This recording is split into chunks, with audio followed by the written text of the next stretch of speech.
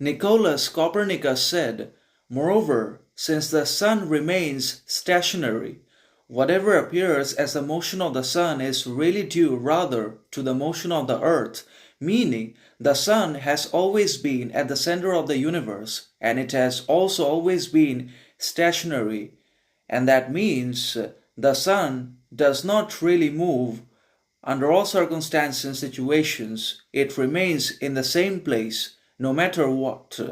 happens in the universe. So the sun is actually stationary and not really moving or in motion, regardless of the other phenomena or functioning of the universe or the planets around it. But actually, the planets have always been moving and revolving around the stationary sun, and that means the different planets that we're able to understand and see with the help of telescopes and other lenses are actually moving incessantly and constantly around the stationary object or planet or star, whatever you want to call it, the sun. And that is why we have different time zones and day and night circles in different and distinct planets. For example, on Earth, we have 24 hours a day, 7 days a week, and 365 days a year because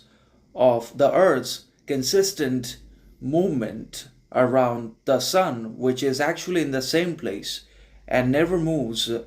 as I said earlier, regardless of the other happenings of the universe. So even if the sun appears to be moving to the eye of man, it's really because of the movement of our own planet, that is the Earth. The Earth actually is always in movement, it's always in motion around the sun, and that's why the sun may sometimes actually appear to be moving when in reality it's always stationary, it's always in the same place, and the other planets and their satellites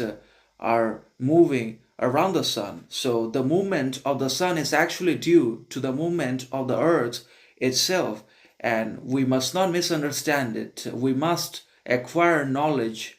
about it, and we should never dwell in ignorance that it's all because of creation of God, or it's because of the existence of a God who is making all this possible, because that is really impossible in terms of physics, philosophy, and the other branches of knowledge as well. And that's why